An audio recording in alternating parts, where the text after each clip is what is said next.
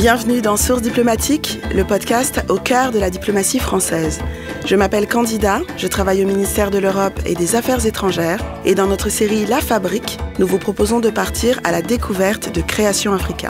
Ce programme a pour ambition de construire des passerelles créatives entre la France et les pays du continent africain en s'appuyant sur les professionnels et les talents des industries culturelles et créatives qu'on appelle les ICC.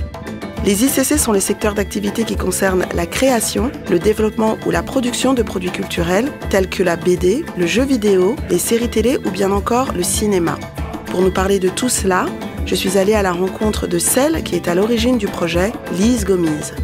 Lise est journaliste et réalisatrice franco-sénégalaise. Elle est également directrice de la Maison des Mondes Africains. Cette institution culturelle a pour ambition d'apporter un éclairage renouvelé sur les enjeux de la relation entre l'Afrique et les pays du continent africain. Je l'ai rencontrée dans le cadre de ses fonctions de secrétaire générale du Forum Création Africa.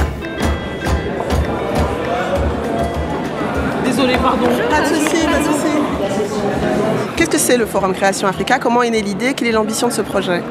Il est à l'initiative même, je dirais, de l'artiste Blick Bassi. C'est-à-dire qu'en juillet dernier, de l'année dernière, on était en voyage officiel donc avec le président de la République.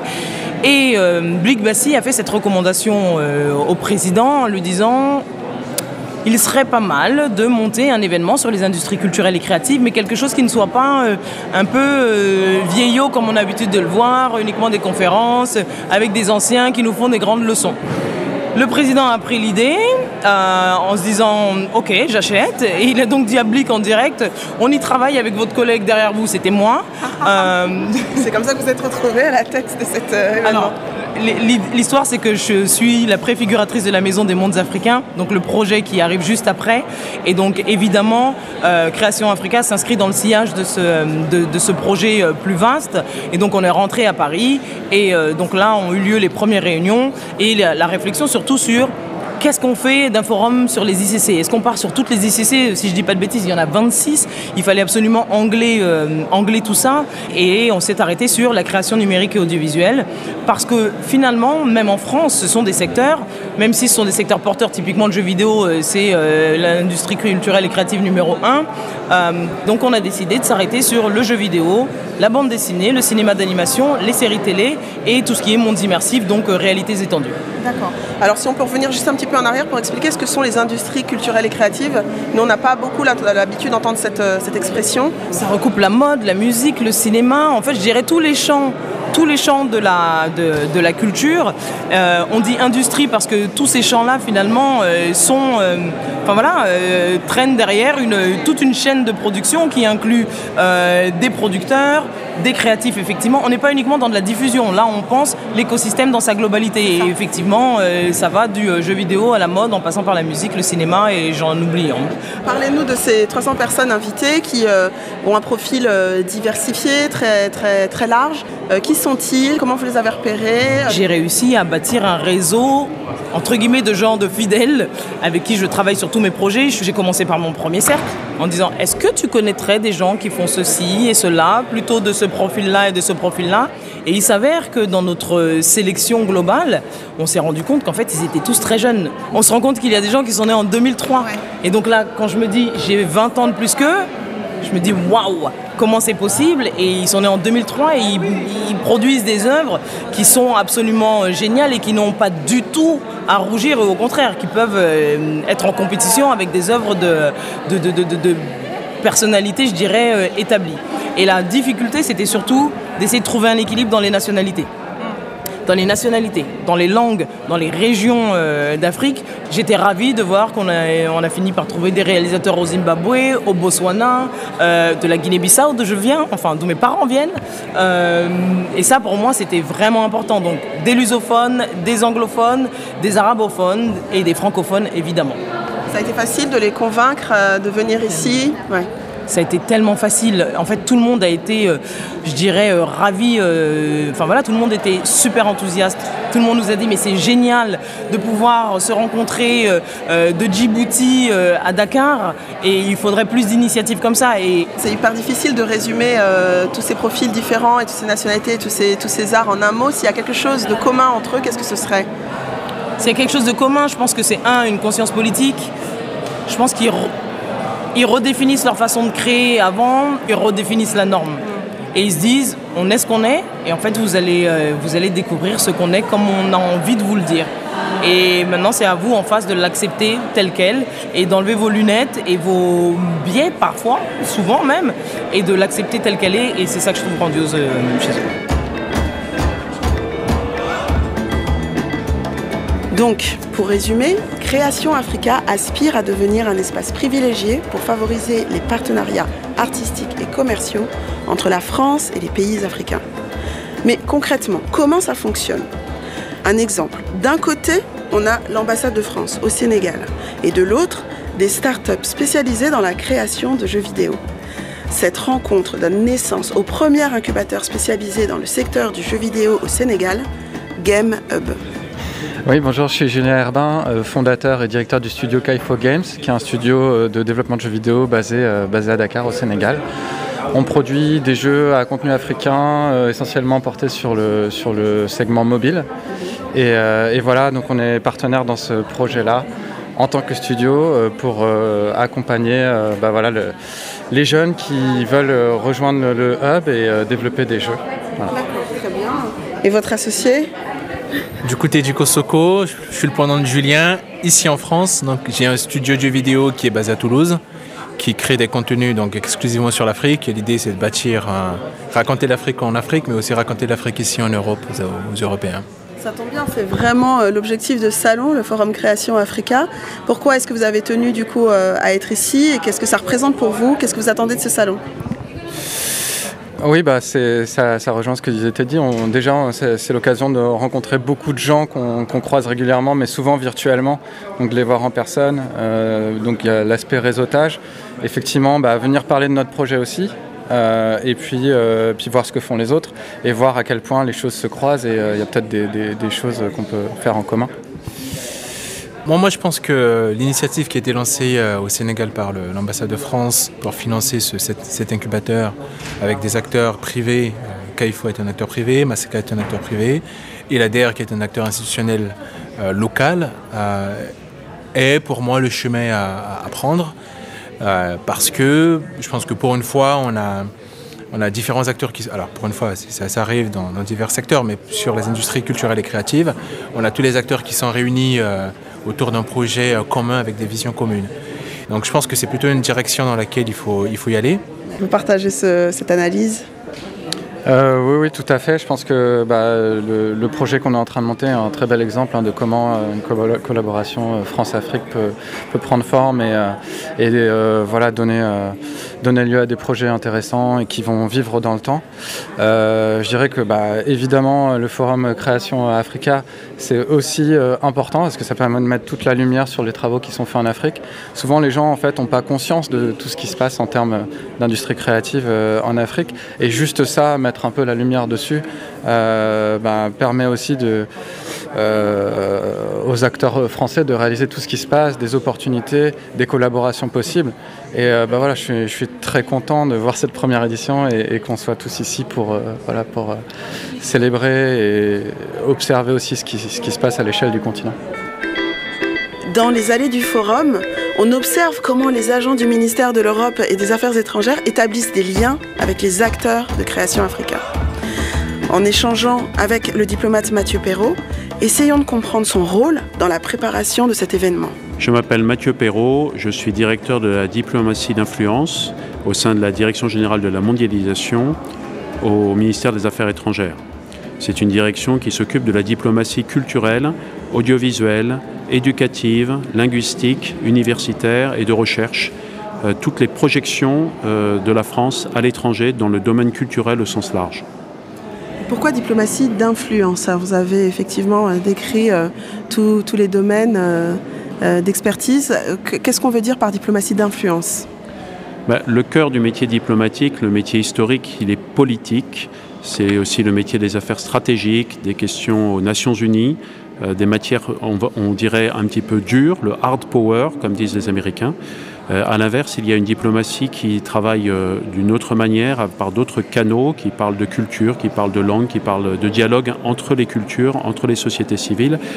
Cette diplomatie que là aussi les chercheurs qualifient de soft power, traduit en français, on parle de diplomatie d'influence. Alors cet événement, le Forum Création Africa, est consacré aux ICC, aux industries culturelles et créatives. Qu'est-ce que c'est les ICC ? Les industries culturelles et créatives, en fait, c'est facile de les lister et les gens voient de quoi on parle. On parle du cinéma, du spectacle vivant, du design, de l'architecture, de la mode, de la réalité virtuelle, des jeux vidéo. Vous voyez que la liste est assez longue. Cette manière de les présenter, industrie culturelle et créative, ça a beaucoup de sens. C'est avant tout de la culture et c'est avant tout de la création. Et derrière les ICC, comme on dit, il y a des créateurs, des artistes, des gens qui ont des idées, qui font des innovations. Mais le mot industrie nous rappelle quand même que ce sont des secteurs économiques. Derrière, il y a des emplois, il y a du chiffre d'affaires, il y a des parts de marché. Voilà. Donc les ICC, c'est un petit peu les deux choses en même temps. C'est du business, comme on dit. Ce sont des gens qui gagnent leur vie, comme plein d'autres. Mais eux le font dans un secteur particulier, la culture, dans toutes ses acceptations. Et vous voyez bien qu'il y a une petite part de nous qui part avec nos ICC. Quand on exporte des ICC françaises, on gagne des parts de marché, mais c'est aussi un petit peu de la culture française qui va à travers le monde. Concrètement, ça représente quoi ? C'est déjà un secteur qui s'impose.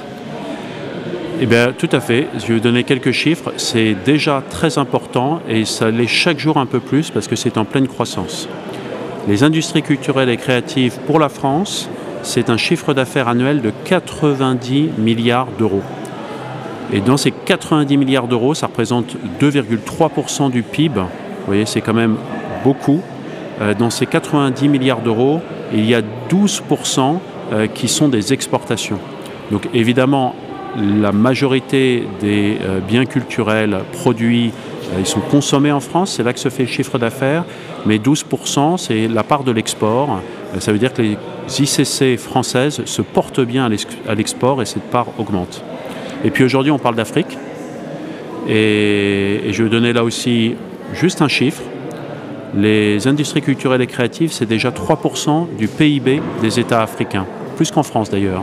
Ça veut dire que ça contribue pleinement au développement des économies et des sociétés africaines.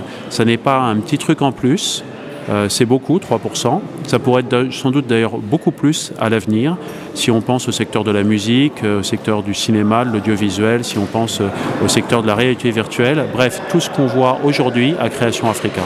Ce matin, en discutant avec Lise Gomis, qui est la secrétaire générale de cet événement, elle nous a dit que ce type d'événement, qui est la première édition cette année, permet de toucher des artistes, des entrepreneurs qu'on n'a pas l'habitude de toucher habituellement avec le MEAE. Est-ce que vous confirmez ? Oui, c'est vrai. Il y a beaucoup de participants aujourd'hui au forum Création Africa qui sont avec nous, travaillent avec nous sans doute pour la première fois. Pour d'autres, c'est moins le cas, on les connaît déjà, mais on les connaît dans leur pays de résidence. Venir à Paris, être comme ça mis sur le devant de la scène, dans des conditions idéales, pour eux aussi, c'est souvent une première. Donc c'est vraiment un grand événement qui pour moi est inédit. Je n'ai pas souvenir qu'on ait fait quelque chose d'une telle ampleur, d'une telle ambition. Quelque chose qui a été aussi co-construit. Je crois que l'état d'esprit est très important, mais je suis sûr que Lise Gomis vous en a parlé. C'est un coup de projecteur donné à la création culturelle aux ICC africaines pendant 3 jours à Paris. Mais ce n'est pas qu'un coup de projecteur, ce n'est pas qu'un feu d'artifice qui durerait un temps et puis s'arrêterait. C'est aussi le lancement d'un processus qui va revenir, pérenniser chaque année pour valoriser les ICC africaines en France. On perçoit très bien en vous écoutant ce que ça peut apporter à ces créateurs venus du continent africain.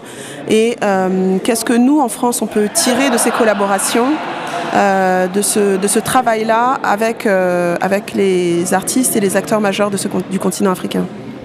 Mais je dirais 2 choses. La première, évidemment, c'est les échanges sont fructueux.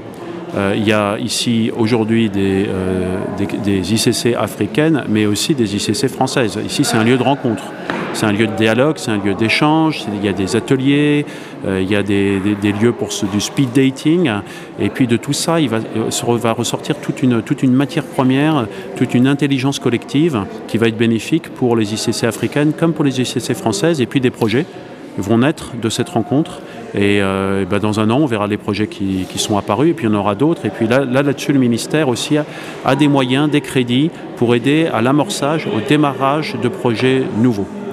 La deuxième chose, c'est que les ICC, c'est pas toujours facile. Il faut avoir un écosystème dans le pays dans lequel vous travaillez. Un créateur dans un pays d'Afrique, qu'il soit dans le domaine, même dans un domaine aussi connu et populaire que la musique, si vous n'avez pas derrière une industrie musicale avec des producteurs, avec des droits d'auteur, avec toutes sortes de choses, ça va être très difficile pour le musicien africain de vivre, tout bêtement, de vivre de sa création. Et donc c'est aussi à ça que sert le forum Création Africa. C'est aussi à une sorte de transfert de bonnes pratiques. C'est une manière de structurer le marché des ICC en Afrique, et ça c'est bon pour les créateurs africains, mais évidemment c'est aussi bon pour les ICC françaises quand elles s'exportent en Afrique. Vous avez eu l'occasion d'arpenter aussi les allées du forum ce matin. Qu'est-ce qui vous a frappé? Est-ce qu'il y a quelque chose qui vous a surpris? J'ai vu beaucoup de jeunesse, et d'ailleurs Lise Gomis a donné les chiffres. Il y a une majorité de participants qui ont moins de 40 ans, et dans cette majorité, une majorité qui ont moins de 35 ans ou 30 ans d'ailleurs. C'est-à-dire que c'est quand même la vitalité du continent africain qui est incarnée aujourd'hui à Paris à la Gaîté Lyrique et pendant 3 jours. Ça m'a vraiment frappé parce qu'on n'est pas dans un exercice institutionnel, on est dans un exercice société civile, jeunesse, et ça se traduit par, je le disais, l'âge des participants qui du coup sont... Je peux vous dire qu'ils ne sont pas institutionnels. Eux, ils sont vraiment venus, ils sont là pour se faire plaisir, pour développer, et ils ont une grande liberté. Voilà, ils ont une grande liberté. Je quitte le Forum Création Africa. C'était super, enthousiasmant et très prometteur. Mais je suis persuadée que l'histoire ne s'arrête pas là.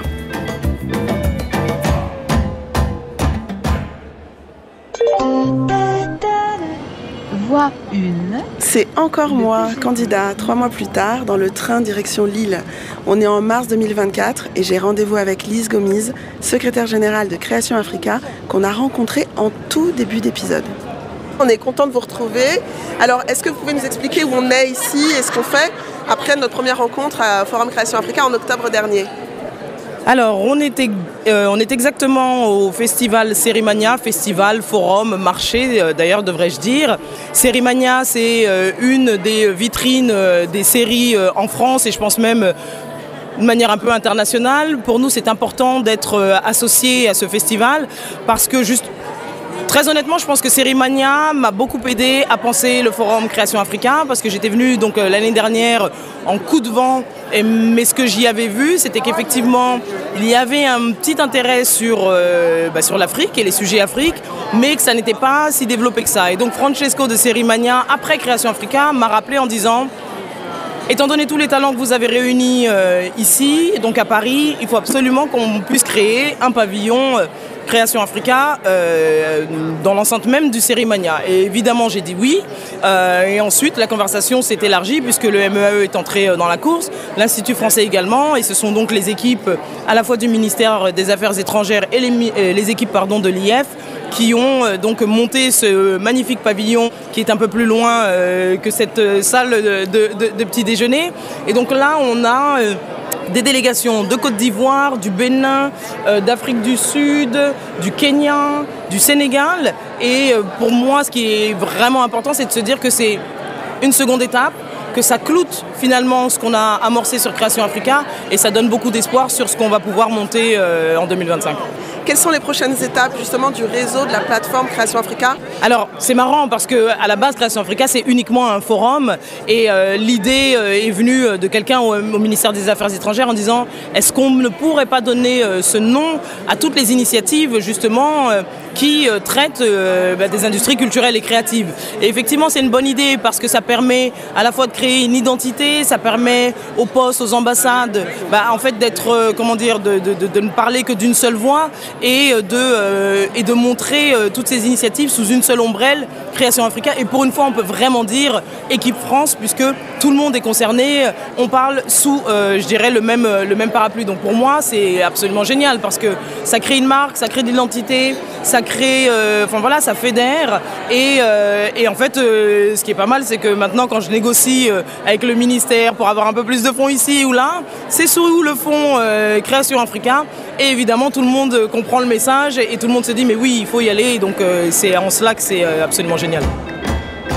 Nous l'avons compris, Création Africa compte bien se développer et permettre, chaque fois que cela est possible, de faire en sorte que les acteurs, les professionnels et les talents des industries culturelles et créatives se rencontrent et collaborent. C'est ce qu'est venu chercher Christiane Chabikao. Je suis Christiane Chabikao. Je suis scénariste et productrice au Bénin. J'ai une boîte de production qui s'appelle Iris Production et Édition. Et je fais des séries, je fais des documentaires et je fais des films long métrages. Donc pour la petite histoire, les 2 dernières années, j'ai fait la production exécutive de la série Black Santiago, donc Club. Et cette année, on a terminé le documentaire de Mati Diop en production exécutive. Et on a eu l'immense honneur d'avoir été primé à la Berlinale. On a eu l'Ours d'Or. Ensuite, là, je suis sur une série. C'est une saga familiale de 100 épisodes de 26 minutes qu'on commence à tourner donc, bientôt, dans 2 semaines. Vous êtes très active, vous produisez beaucoup, vous réalisez beaucoup. Pourquoi c'était important pour vous de venir ici au Forum Création Africa et de faire partie de cet écosystème, de ce réseau ? Alors c'est très important parce que au niveau de la production, je ne sais pas trop pour les autres pays, mais au Bénin, on est assez solitaire. Je peux dire qu'on est à peine une dizaine de producteurs. Depuis que je suis arrivée, depuis hier, j'ai déjà rencontré 5 ou 6 personnes très intéressantes qui veulent qui veulent travailler avec le Bénin, qui veulent venir faire des formations, parce qu'on a ce problème-là de formation, c'est le gros souci. Donc des formations à des normes broadcast, des normes internationales. Et c'est bien d'être à des événements pareils pour avoir des contacts, essayer de nouer donc, des partenariats pour ça. Parce que nous, sur les plateaux de tournage, on a besoin de gens formés, bien formés, sinon on n'a pas le résultat attendu. Donc formation, coproduction, on n'a jamais assez de financement. Hein. C'est la première fois que j'assiste vraiment à toute cette synergie-là et c'est très positif pour moi parce que j'en avais besoin. Ma structure, c'est une petite structure, même si je travaille beaucoup. J'aimerais qu'il y ait plus de projets et que je ne sois pas la seule à travailler parce que en fait, je ne peux pas tout faire. Il y a des projets qui arrivent, mais comme on n'est pas disponible, les petits producteurs qu'on est, les projets repartent parce que vous allez voir qu'il va y avoir donc une espèce de coordination comme ça entre l'Afrique, l'Europe, l'Amérique, l'Asie et finalement on va être inséré dans ce grand concert. C'est vrai que pendant longtemps on s'est senti un peu à l'écart en se disant mais qu'est-ce qu'on a, c'est quoi le problème? Et là on commence à se dire eh ben non. On fait partie donc, du groupe et ça c'est vraiment valorisant. Et je suis contente d'avoir attendu 20 ans pour que ça arrive. Quoi. Ça arrive enfin, vous l'exprimez très bien. Le Forum Création Africa permet des rencontres et donc des occasions de travailler ensemble et de raconter des histoires ensemble. Quelle est la particularité des histoires que vous pourriez raconter en tant que béninoise? Quelle est la particularité de la narration béninoise? Alors, au Bénin, il y a 2 particularités. Le Bénin est un pays riche en histoire. On a tous ces royaumes-là qui existaient à l'époque et qui peuvent donner lieu à des histoires formidables. Même Dahomey, donc le documentaire de Mati Diop, c'est l'histoire de ces objets qui sont revenus. Et ça a donné lieu vraiment à quelque chose de très beau. Il y a eu le film de Woman King, qui est quelque chose qui s'est passé, c'est une histoire réelle. Bon, il y a quelques petits disons, des arrangements, des adaptations, mais c'est une histoire qui s'est passée au Bénin. Donc des histoires comme ça, dans les royaumes, il y en a des centaines. Et moi particulièrement, je suis scénariste et j'aime raconter des histoires de femmes. Des histoires de femmes, des histoires qui se sont passées dans l'ancien temps, de femmes fortes, des histoires de femmes contemporaines. La majorité des femmes béninoises sont des femmes en fait fortes. Des fois ça nous pénalise parce que sur le plan personnel, mais c'est des histoires qui sont tellement belles à raconter, de femmes qui se battent, de femmes qui ne lâchent rien, de femmes qui sont résilientes et de très très belles histoires. Ça, c'est quelque chose moi qui m'interpelle et on en a plein le tiroir. Maintenant, c'est comment apprendre à les raconter.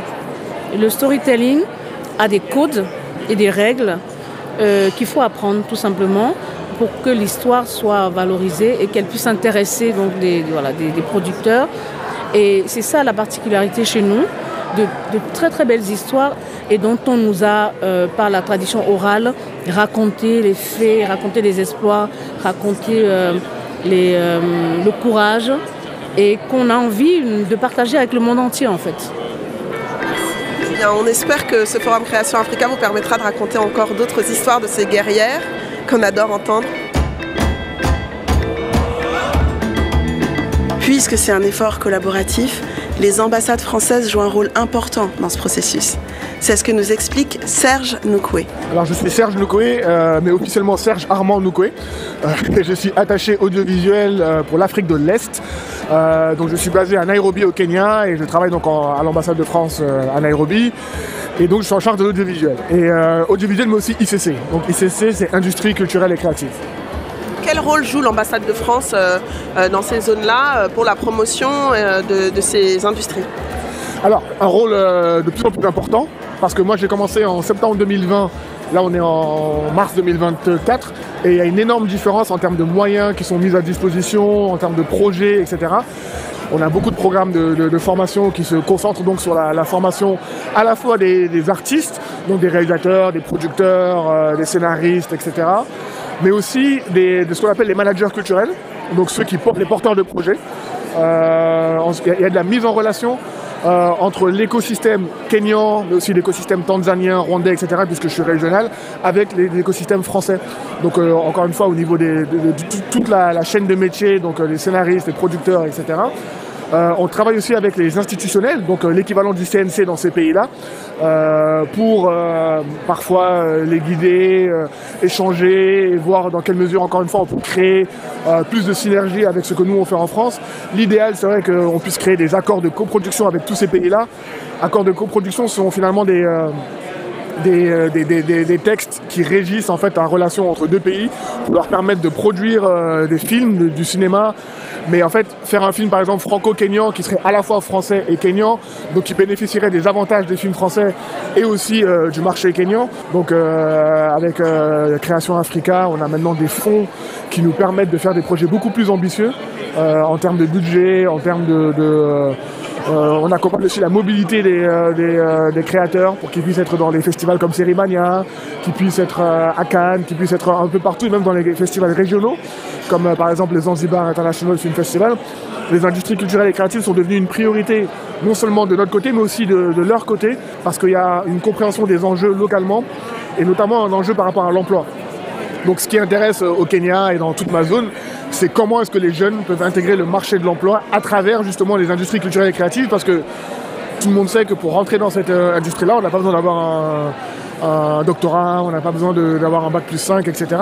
C'est quand même plus facile d'intégrer ce marché, et c'est un marché qui est porteur, qui se développe et qui peut donc créer assez facilement de la richesse. Mais tout ça, ça demande aussi une bonne compréhension des enjeux, un respect de la propriété intellectuelle, ce qui n'est pas non plus toujours le cas. Mais c'est là aussi où on fait valoir l'expertise de la SACEM, ou l'expertise de nos législations à nous en France, pour voir dans quelle mesure ça peut influer sur ce qui se fait là-bas, pour qu'on puisse travailler dans de bonnes conditions et travailler ensemble. Depuis le Forum Création Africa notamment, ils ont des étoiles dans les yeux, ils ont envie de revenir en France, ils ont envie de trouver des partenaires en France, ils ont envie de vraiment de creuser cette nouvelle relation, il y a une sorte de nouvelle idylle, en tout cas avec le Kenya, il n'y a pas d'historique ni colonial ni autre, donc techniquement les jeunes Kenyans ne connaissent pas vraiment la France. Et donc là ils découvrent la France à travers tous ces projets, ces programmes ambitieux qu'on met en place, et ils sont extrêmement heureux de trouver des partenaires, de trouver des gens avec lesquels ils peuvent discuter de leurs projets et aussi des endroits dans lesquels ils peuvent montrer ces projets, parce que Création Africa c'était aussi ça, et c'est sur ça qu'il faut qu'on continue pour bâtir quelque chose d'encore plus prospère et voilà, développer davantage ces liens qu'on est en train de créer. Ce qui était censé être un événement unique est devenu tout un programme piloté par l'Institut français sous la direction d'Eva Nguyen. Alors, le programme Création Africa, c'est un nouveau programme de coopération culturelle entre la France et plusieurs pays africains qui est centré sur les acteurs africains des industries culturelles et créatives. Par exemple, un réalisateur de séries, un studio de musique ou un studio de création numérique. C'est un programme qui est financé par le ministère de l'Europe et des Affaires étrangères. L'objectif, c'est de contribuer à développer les projets de ces acteurs culturels africains et de contribuer à développer leur visibilité à l'international. Par exemple, en les mettant en contact avec d'autres professionnels sur la scène internationale, bien sûr des professionnels français, mais aussi des professionnels d'autres géographies. Je crois qu'il faut bien avoir en tête que sur la scène internationale, les marchés, les grands événements prescripteurs ne sont pas forcément facilement accessibles aux acteurs culturels africains, pour des raisons historiques déjà, bien sûr, et puis pour des raisons de coût, d'accessibilité, pour ne citer que cela, la question du prix des transports ou les questions de visa. Alors, on le sait déjà en France sur certains secteurs comme la musique, mais je pense qu'il est vraiment temps qu'on prenne conscience du réservoir très impressionnant de talent et de créativité qu'est l'Afrique et qu'on collabore plus et mieux avec ces talents. C'est vraiment dans l'intérêt de tout le monde et c'est l'objectif de ce programme Création Africa. Alors, je tiens à souligner que Création Africa, c'est un programme collectif qui est porté par différents partenaires en France, l'Institut français en particulier, mais d'autres aussi, et qui est porté aussi par le réseau culturel français en Afrique, les instituts français notamment. Et Création Africa préfigure, annonce, prépare aussi la Maison des Mondes Africains qui ouvrira prochainement ses portes à Paris et qui sera une vitrine de la création africaine et bien d'autres choses, bien sûr. Avec Création Africa, nous ciblons l'accompagnement de filières comme l'audiovisuel et les séries, la musique, les jeux vidéo, la création numérique, la BD, la bande dessinée et les webtoons. Alors, comment on fait ? Je vais vous donner un exemple de modalité d'action. Nous invitons des professionnels africains sur des festivals, des temps forts, des marchés professionnels français, voire européens, mais à vocation internationale. Et nous leur faisons un programme haute couture de rencontres, de conférences, d'ateliers. C'est pour ces professionnels africains, c'est l'occasion de rencontrer des professionnels français, européens en particulier, voire encore une fois d'autres géographies, de bâtir des opportunités d'affaires, de construire ensemble des projets, d'initier, de développer des contacts. Alors, on l'a fait justement au Festival international sur les séries, le festival qui s'appelle Série Mania, et c'était la première fois que le festival de Série Mania à Lille avait une telle connexion avec le continent africain. Moi-même, j'y suis allée justement pour voir ce que donnait cette première expérience, pour me rendre mieux compte de ce qu'on peut avoir comme impact avec ce type de programme. Et je peux vous dire, j'ai moi-même constaté que ça avait été très fructueux pour tout le monde. Il y avait de l'enthousiasme, des idées, des projets, des connexions. Les résultats ont été vraiment immédiats. Et bien sûr, il faudra voir à court terme, à moyen terme, à long terme, les autres connexions et projets qui peuvent émerger. Cette fois-ci, l'épisode est vraiment fini. Mais Création Africa ne fait que commencer. Vous avez écouté La Fabrique Création Africa, un épisode du podcast Source Diplomatique. Source diplomatique est le podcast du ministère de l'Europe et des Affaires étrangères, une plongée au cœur de la diplomatie française, disponible sur toutes les plateformes d'écoute.